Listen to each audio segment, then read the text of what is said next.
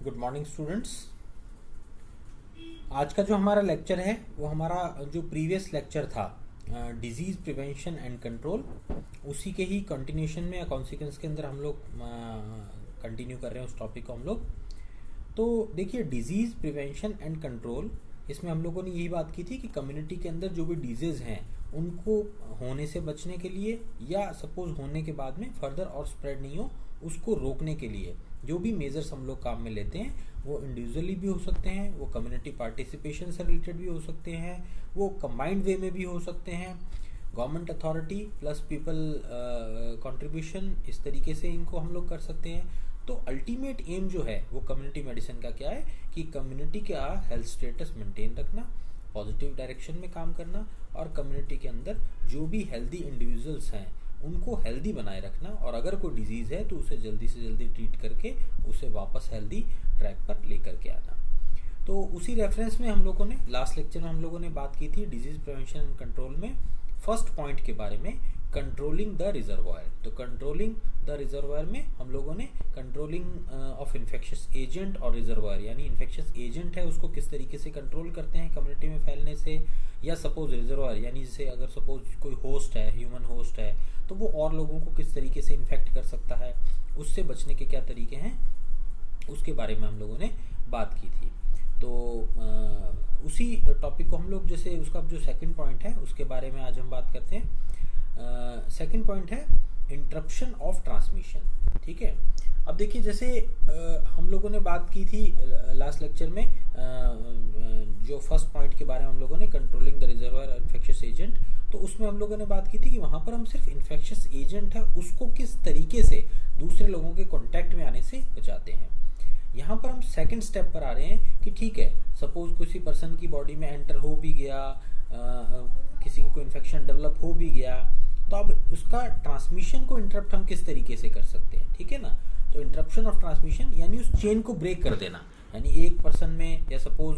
एक मीडियम्स में अंदर अगर सपोज कोई इन्फेक्शन डेवलप हो गया है तो उसको हम लोग उस चेन को हम किस तरीके से या किस लेवल पर हम उसको ब्रेक कर सकते हैं ताकि और लोगों के अंदर वो या कम्युनिटी के अंदर वो चीज़ और ना फैलने पाए। जैसे एग्जांपल के लिए हम बात करें कि सपोज कोई वाटर बॉर्न डिजीज़ है, ठीक है ना, सपोज, तो उस कंडीशन के अंदर हम लोग जो भी पानी है, ठीक है, जो भी वाटर है उसका क्लोरिनेशन किया जा सकता है ताकि वो जो इन्फेक्शन है उस पानी के अंदर अगर सपोज कोई इन्फेक्शियस एजेंट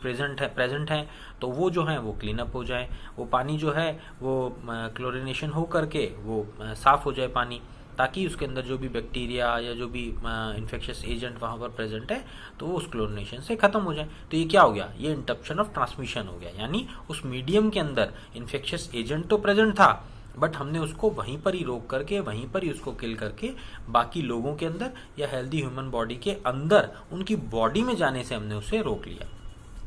ठीक है, जैसे फूड बॉर्न डिजीज होती है, ठीक है ना, सपोज कॉलेरा हो गया, टाइफाइड हो गया, तो ये फूड बॉर्न जो डिजीज होती हैं इसके अंदर हम क्या कर सकते हैं कि इसमें चेन को किस तरीके से ब्रेक किया जा सकता है कि जो भी लोग हैं उनको हेल्थ हाइजीन के लिए हम अवेयर करते हैं, जो भी खाना पीना जहाँ पर से भी हम लोग ले रहे हैं, हम यूज़ कर रहे हैं, सपोज वेजिटेबल्स यूज़ कर रहे हैं या सपोज हम लोग कहीं बाहर खाना खाने के लिए जा रहे हैं, तो वहाँ पर हाइजीन का कितना ध्यान रखा जा रहा है उसको मॉनिटर करेंगे, उसको देख करके फिर उससे रिलेटेड जो भी मेजर्स हैं उन मेजर्स को हम लोग ऑप्ट करते हैं। हम पर्सनल हाइजीन के अंदर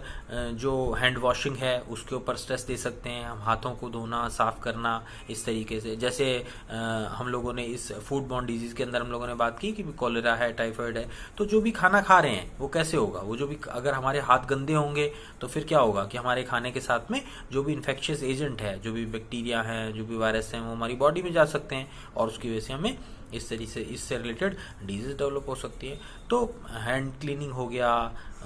फूड हाइजीन हो गया, पर्सनल हाइजीन हो गया, इन चीज़ों का हम लोग ध्यान रख सकते हैं। जैसे हम लोग कोविड-19 की भी हम बात करते हैं तो वहाँ पर हम लोग हैंड वॉशिंग, सैनिटाइजेशन, उसके ऊपर हम लोग इतना स्ट्रेस आउट कर रहे हैं। वो क्यों कर रहे हैं, ताकि सपोज अगर हम कहीं पर भी इन्फेक्शियस एजेंट के टच में हैं तो हैंड वॉशिंग से वो वहीं पर ही किल हो जाए। फर्दर हम लोग जो भी घर में जाते हैं, लोगों के कॉन्टैक्ट में आते हैं तो और लोगों को या जगह जगह पर हमारे हाथ लगते हैं तो वो भी जो वायरस है वो और जगह पर स्प्रेड नहीं कर सके। तो ये इसे कहते हैं इंटरप्शन ऑफ ट्रांसमिशन, यानी इन्फेक्शियस एजेंट जो है उसकी चेन को किल करना, उसकी चेन को ब्रेक करना, ताकि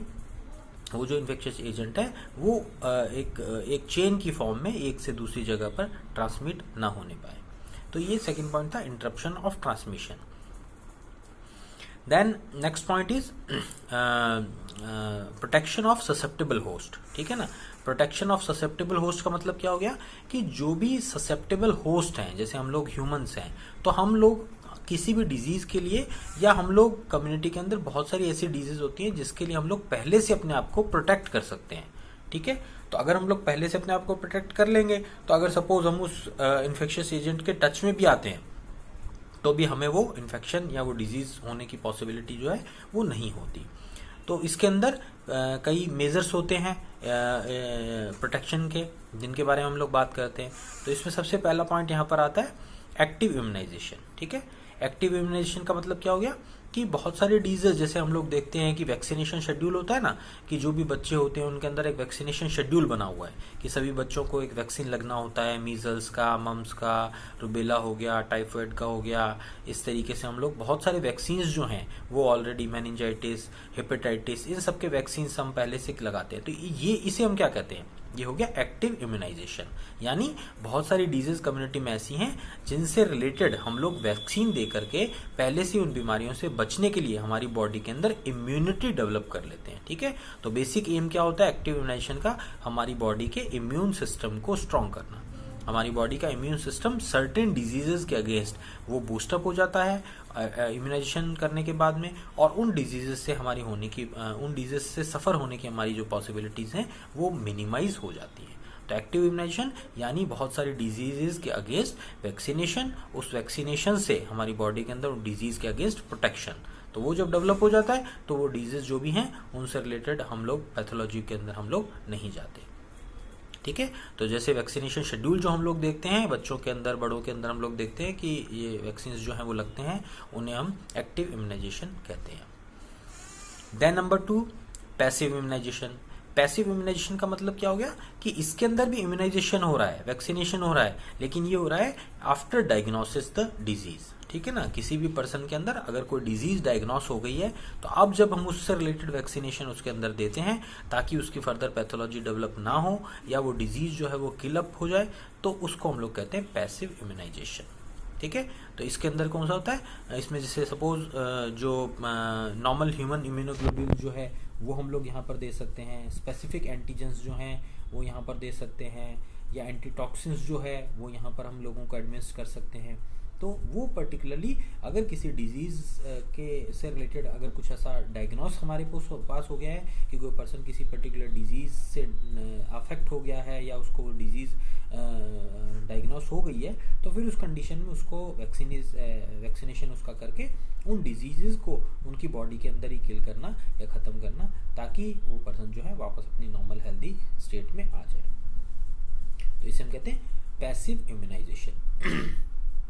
then number 3 is combination of active and passive immunisation. तो इसके अंदर हम लोग क्या करते हैं कि दोनों को ही हम लेकर के चलते हैं। हम पर्सन को एक्टिवली इम्यूनाइज कर रहे हैं कि वो डिजीज से पहले से प्रोटेक्ट हो जाए, पर्टिकुलरली किसी डिजीज से रिलेटेड, बट फिर भी अगर किसी वजह से ऐसा कुछ होता है कि उसको कोई डिजीज किसी वजह से डेवलप हो जाती है, तो फिर पैसिव इम्यूनाइजेशन करके हम उसको उस डिजीज को वहीं पर ही लिमिट करते हैं या वहीं पर ही हम उसको रोकने की कोशिश करते हैं, वहीं पर ही उसे किल कर देते हैं। तो ये हो गया combination of active and passive immunisation. ठीक है, then number 4 is chemoprophylaxis. Chemoprophylaxis का मतलब क्या हो गया, कीमोप्रोफाइलैक्सिस का मतलब हो गया हम वैक्सीन नहीं दे रहे, हम लोग यहाँ पर ओरल मेडिकेशन दे रहे हैं हम लोग। ठीक है ना, तो ओरल मेडिकेशन जो है वो लोगों को पहले से देना, ताकि जो भी इससे कोई पर्टिकुलर, इसमें हम लोग स्पेसिफिक डिजीज के अगेंस्ट कीमोप्रोफाइलैक्स करते हैं पर्सन को। ठीक है ना, जैसे टेट्रासाइक्लिन इन कॉलेरा, अगर कहीं पर कॉलेरा जो है स्प्रेड कर रहा है, तो जो भी लोग हैं जिनको कॉलेरा हुआ है उनको टेट्रासाइक्लिन जो है वो दिया जाता है। प्लस साथ में जो सराउंडिंग में लोग हैं जिनको होने की पॉसिबिलिटीज है, उनको एज ए प्रिवेंटिव भी हम लोग कीमोप्रोफाइलैक्सिस की फॉर्म के अंदर वो मेडिसिन दे सकते हैं। ठीक है ना, जैसे सपोज हम लोग अभी हम लोग जैसे अब हमारी होम्योपैथी के अंदर अभी हम लोग एज ए बूस्टर हम लोग मेडिसिन दे रहे हैं, आर्सेनिक एल्बम दे रहे हैं हम लोग। तो ये क्या है, एक तरीके से हम लोग पर्सन को पहले से इम्यूनाइज कर रहे हैं यहाँ पर उसको, और जो हमारी पर्टिकुलर डिजीज़ है जो कोविड-19 है अगेंस्ट उसकी बॉडी के अंदर इम्यूनिटी सिस्टम जो है उसको हम लोग स्ट्रॉन्ग कर रहे हैं ताकि लोगों के अंदर उससे रिलेटेड जो भी पैथोलॉजी है, जो इन्फेक्शन है, वो होने की पॉसिबिलिटी ना हो। तो इस तरीके से हम लोग कुछ मेडिकेशन दे सकते हैं ताकि जो भी डिजीज़ होने की पॉसिबिलिटीज़ हैं वो नहीं हो, और अगर हो रही हैं जिन लोगों को तो वो वहीं पर ही ट्रीट हो जाए। The next and the last one is non specific measures. तो नॉन स्पेसिफिक मेजर्स के अंदर कौन से आ जाएंगे? यहाँ पर आ जाएंगे हमारी हाउसिंग कंडीशंस। हाउसिंग कंडीशन के अंदर क्या हो जाएगा कि बेटर हाउसिंग हो गया, बेटर फूड हो गया, बेटर वाटर हो गया, बेटर सैनिटाइजेशन हो गया। तो हमारी जो हाउसिंग सर्कमस्टेंसेज हैं, जो हाउसिंग कंडीशंस जो हमारी हैं, उनको इम्प्रूव करके भी हम लोग बहुत काफ़ी हद तक हम लोग जो है अपने आप को प्रोटेक्ट कर सकते हैं या डिजीज़ होने से अपने आप को बचा सकते हैं। ठीक है, जैसे एग्जांपल के लिए अगर हम बात करें कि हम जिस एरिया में रहते हैं वहाँ पर अगर सपोज पानी साफ़ नहीं आ रहा, वहाँ पर जो फूड है, जो हम लोग खाना हम लोग खा रहे हैं, वेजिटेबल्स जो हम लोग यूज़ कर रहे हैं, फ्रूट जो हम लोग यूज़ कर रहे हैं, वो अगर प्रॉपर नहीं है, साफ़ नहीं है, उनका कल्टीवेशन जो हो रहा है वो एक अच्छे पानी में नहीं हो रहा, तो उससे रिलेटेड फूड बॉर्न डिजीज़ होने की पॉसिबिलिटीज़ हमें होती हैं, वाटर बॉर्न डिजीज़ होने की पॉसिबिलिटी वहाँ पर होती हैं। सैनिटाइजेशन हमारे उस एरिया में प्रॉपर नहीं है, साफ़ सफाई पूरी नहीं है, गंदगी पड़ी रहती है, तो फिर उस कंडीशन में कंडीशन में डेफिनेटली हमारी बॉडी जो है वो जब सपोज इन्फेक्शंस के एनवायरनमेंट में या उस क्लाइमेट में हर समय हमारी बॉडी रहेगी जहाँ पर इन्फेक्शस एजेंट बहुत ज़्यादा अगर वहाँ पर क्वांटिटी के अंदर प्रेजेंट हैं तो फिर डेफिनेटली डिजीज होने की पॉसिबिलिटीज़ बहुत ज़्यादा हो जाती हैं वहाँ पर। तो इस तरीके से इन चीज़ों का कि हम जहाँ पर रह रहे हैं, हम जो खा रहे हैं, हम लोग जो पी रहे हैं, उन चीज़ों का भी हमें ध्यान रखना बहुत ज़रूरी है। तो इस तरीके से जो भी हमारी हाउसिंग कंडीशंस हैं, ठीक है ना, वो सारी सैनिटाइजेशन हो गया, न्यूट्रिशन हो गया, हमारा बॉडी का एक न्यूट्रिशन लेवल जो है वो बहुत प्रॉपर तरीके से, सही तरीके से अगर मेंटेन नहीं होगा, हमारा बॉडी में न्यूट्रिशनल डेफिशिएंसीज होंगी तो भी बहुत सारी डिजीज़ होने की पॉसिबिलिटीज़ हम लोग देखते हैं हो जाती है। तो ये सब चीज़ें जितनी भी हैं इनका हमें ध्यान रखना ज़रूरी है ताकि हम लोग अपने आप को प्रोटेक्ट कर सकें, जो अपने आप हमारा जो ससेप्टेबल होस्ट है उनके प्रोटेक्शन पॉसिबल हो सके, वो हम हो सकते हैं, हमारे फैमिली मेम्बर्स हो सकते हैं, तो उनका प्रोटेक्शन बहुत ज़रूरी है। तो हमारी अगर housing conditions, water, food, sanitisation, nutrition status, ये सब चीज़ें अगर हमारी सही होंगी, पॉजिटिव ट्रैक पर होंगी, तो डेफिनेटली बहुत सारी डिजीज़ ऐसी हैं जिनके होने की पॉसिबिलिटी बहुत कम हो जाएंगी। और अगर सपोज ऐसा कुछ होता भी है तो हमारे इम्यून सिस्टम को स्ट्रॉन्ग करके इसके थ्रू हम इन डिजीज़ से बच सकते हैं या इससे हम लोग सफ़र होने से अपने आप को बचा सकते हैं। तो इस तरीके से हम लोग 3 स्टेप्स के अंदर, जैसे हम लोगों ने डिजीज़ प्रिवेंशन एंड कंट्रोल में बात की हम लोगों ने कि 3 पॉइंट, जैसे हम लोगों ने controlling the reservoir, interruption of transmission and protection of susceptible host. तो इस तरीके से हम लोग अपने आप को या हमारी कम्युनिटी को डिजीज़ कंडीशन में जाने से या उसको और फैलने से बचा सकते हैं, और इस तरीके से हम लोग हमारा कम्युनिटी पार्टिसिपेशन दे सकते हैं ताकि हम लोग हमारी कम्युनिटी को हेल्दी बनाए रखें या जो भी अनहेल्दी लोग हैं उनको हम लोग वापस हेल्दी ट्रैक पर लेकर के आ सकें। ठीक है, तो आई होप कि ये टॉपिक आप लोगों को समझ में आ गया होगा। नेक्स्ट क्लास में हम लोग फिर नेक्स्ट टॉपिक के बारे में बात करेंगे। Thank you.